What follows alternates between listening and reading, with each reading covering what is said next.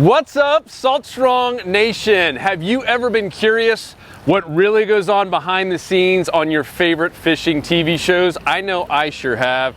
Well, you're in luck. Bill Dance himself, yes, the man, the myth, the legend, is out fishing with Captain Peter Deeks. They're doing a monster snook show, going after those 40+ inch snook right here in the Indian River. Let's go check them out.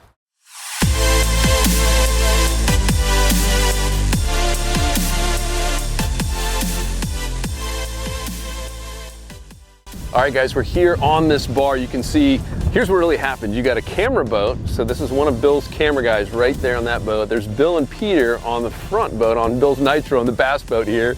It's blowing like 20 miles an hour. You could probably hear it in my microphone. You can see the waves, and we're in a protected area. Like, it is crazy out here. And that's what's so neat about these fishing shows. I mean, when Bill comes in town, you got a short amount of time to film an entire show, and rain, shine, sleet, 20-mile-an-hour winds, you name it, they're filming. You can see the camera guy will slowly keep positioning up, and they're hoping they're gonna catch a big snook. They've already caught a couple this morning, and now we're trying to get another 40+ inch snook right here on this flat.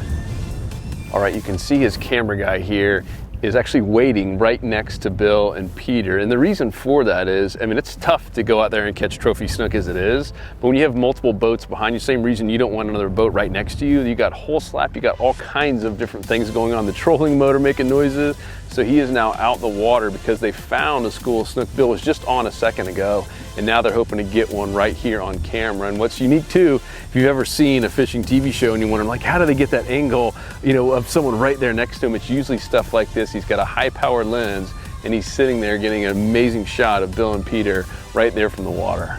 All right, guys, Bill Dance is on. Hopefully you can see there behind me. Deeks is getting in the water to try to make sure we get this snook. We have lost, I believe it's either 4 or 5 monster snook, a couple right at the boat. And so Deeks is gonna do everything possible to make sure we get this one on film. It's been really cool to watch this. Cole's over here with me filming as well, and man, it's just been like heartbreaking seeing the tight lines and then all of a sudden see him go slack, and then Bill getting like, oh, just defeated. But so cool. Hopefully you guys can see this behind me. Hopefully he's getting closer and closer. You can see camera guy is right behind him. Deeks is still in the water. I guess the other camera guy's in the water as well, getting that shot. And this is how they do it, guys. This is how they film fishing TV show. Yeah, there's the other camera guy in the water over there. Deeks is moving the other boat out of the way. This is pretty cool to be able to see this. And when you guys watch this on TV, you know, you're gonna see the one angle from the boat and then the other guy in the water. And you won't even know that Deeks was there. He's moving the Salt Strong boat. Oh, how cool is this? Getting the money shot there.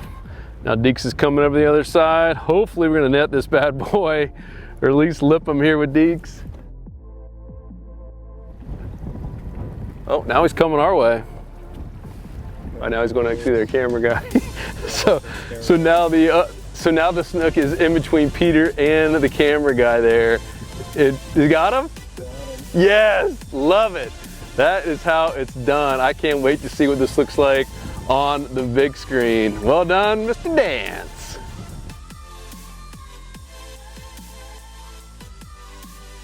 Now that was awesome. Just landed it, a couple feet of water. He and Captain Peter Deeks getting the job done. Well, Salt Strong family, we're out here fishing with the legend Bill Dance, and this man catches 40-inch snook like it's his job. Yeah, I catch him because I'm fishing with him. He slays them. We're gonna get this big fish back in the water. We just wanted to show you what it's like behind the scenes. Dude, Pretty dorsal. Snook Strong. Snook Strong, baby. Salt Strong. Man. All right, Bill, on the way here, I was thinking about this, and my grandfather, he passed away about a year ago, 94. And he lived a good life. He lived a great life, did a lot of fishing. And my dad's 70, I'm 41. I got a daughter who's 8, and all 4 of us, this whole 4 generations, have all watched your show, know who you are. Well, that is pretty stinking cool, man. Thank you very much. So how many years? We've been doing outdoor television we're going on, let's see, about 53 years now. We started local, and then we went regional, and then we went national. And we started back in the early 70s. Late 60s. So that's a long time. A lot has changed yeah. with technology and engines and motors and rods and reels and braided line. What's changed the most when it comes to the fishing show? I got a kind of a cool sneak peek from the camera boat to watch how all this is done. Is a lot changed? Well, I think the key word is preparation. We're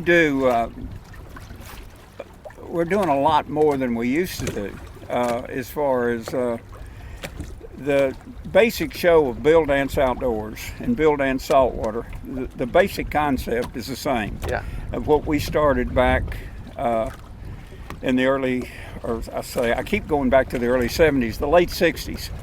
I think when you can entertain and educate at the same time, you've got the best part of both worlds. Amen. And we tried to do that. And our strength in both shows has always been in our educational format.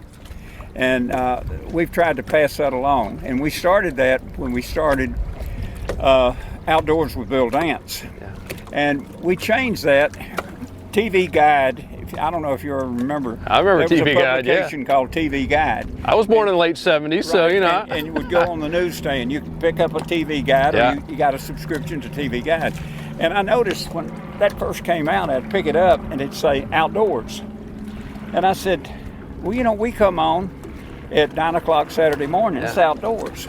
And I found out that's all they could put because they didn't have room enough to put Outdoors with Bill Dance. So after about 6 months, I said, I'm going to change that. So I changed it from Outdoors with Bill Dance to Bill Dance Outdoors. So then in the TV Guide, it started saying Bill Dance. And so they didn't have room to put Bill Dance Outdoors, but it sounded better than Outdoors with Bill Dance. It was Bill Dance. So we changed that from Outdoors with Bill Dance to Bill Dance Outdoors. But it was freshwater for many, many years. Yeah. And about 10 years ago, we got the idea to maybe do a saltwater series. We did do a hunting series. We shot like 7 or 8 shows. And we had Chevrolet, we had Purina, several real key sponsors that were interested. But they told us, the agency that sponsored both of those accounts, told us we cannot have kill shots. After we had produced about 7 or 8 shows, and we said, well, there goes the show. Well, that's like doing a fishing show. Hey, you see that shoreline over there? We caught a 4-pound bass, and right down there on that log on that shoreline, we caught a 6-pound bass. Yeah. But we can't show you, but we did catch them. So the hunting show just kind of went by the wayside. So we continued on with Bill Dance Outdoors in freshwater up until about 10 years ago when we came out with Bill Dance Saltwater. And the format was basically the same. I couldn't spell saltwater. So I got with people like Peter Deeks and noted saltwater experts. And we carried that trend in the educational aspect. We carried it along with entertainment and education. Yep. And right on along. We do 39 original shows a year. We do 26 freshwater and we do 13 saltwater. But we run 52 weeks a year with those 2 shows. You never sleep. Well, it just continues. And we do the Outdoor Channel, we do the Sportsman Channel, and WFN, World Fishing Network. So up until about 2 years ago, we were doing 4 networks. We were doing NBC Sports, Discovery, Sportsman Channel, and the Outdoor Channel. But we found out our loyal brand buying market and our best market seemed to be, our best demographics were the Outdoor Channel and the Sportsman Channel. Got it. And that's where we are today. So we run 52 weeks a year, round the clock, and we will air about 534 times this year with our 2 networks, the Outdoor Channel and the Sportsman Channel. So the educational aspect is what's got us there. Yeah. And we don't try to impress people with how many fish we can catch in 30 minutes of television, but more so to try to entertain and educate. Yeah. And that links. Normally you'll see only a percentage of fish. Now there's days that you'll see every fish that we are fortunate enough to catch, because it'll take 7 or 8 fish to make a show. Yep. But we're not trying to impress anybody with the number of fish we can catch, because you're only going to see a percentage of those fish anyway. So we try to take the best shots and the most action shots. We're snook fishing now. Yeah, man. So if we can get a shot of a snook maybe jumping 3 times, and we've got 3 other snook that don't jump, we're going to take that snook that jumped 3 times, because that's the best shot. So a day like today, I've been here all day long. You guys caught some nice fish. Is this going to be one show? Like how many days are you having to film to get one full show on the saltwater side? Normally, we do. I would like to spend 3 or 4 days on every show. Yeah. Because the more time you put into a project, the better that project's going to be. Yep. If your wife tells you to paint that room, you might can paint it in a day. But if you took 2 or 3 days to paint it, the job's going to be a whole lot better. Yep. So, like I said, I want our productions to be the best we can possibly make them. From the outdoor end of it, what we shoot, from our editors, what they shoot. So, the more time we can put into a project, the better the final product's going to be. But we're limited with expense, the travel expense. Yeah. And tough days sometimes. We're 900 miles from home right now. Yeah. So we can't just continue to stay and just continue to the expense of it. So we're fortunate that the majority of the shows we shoot, the meat of it we get in one day. And our editors spend probably 2 weeks putting it together. Ooh. So that's where the show is made or lost. Yep. So what we get in the field, that's what they take and put together to make the show. And they put the gravy to it to make it really look good. The salt and pepper and the seasoning to what we take back to them. So all the little bitty stuff that we can put together in the field and take back to them, that's what they produce to make a good show, a Bill Dance outdoor show, freshwater, or a Bill Dance saltwater show, real good. So. And speaking of your team, met some of your camera guys. Right. You guys are tight quarters. You got to be like family, huh? Well, we travel a lot together and spend a lot of time together.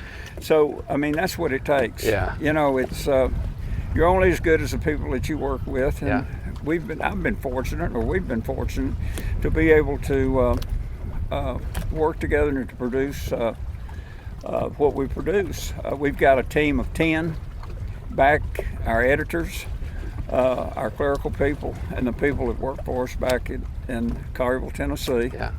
We our editing, we do everything in-house, and then we send it to the network. So we've got a full production crew. We do all our social media stuff is done. We produce it from Twitter to Instagram to Facebook to our YouTube stuff, and it's all done there. And so our shows are edited in-house, and everything else that we do is in-house. So we're very, very fortunate to be able to have the personnel and the talent to be able to do what we do.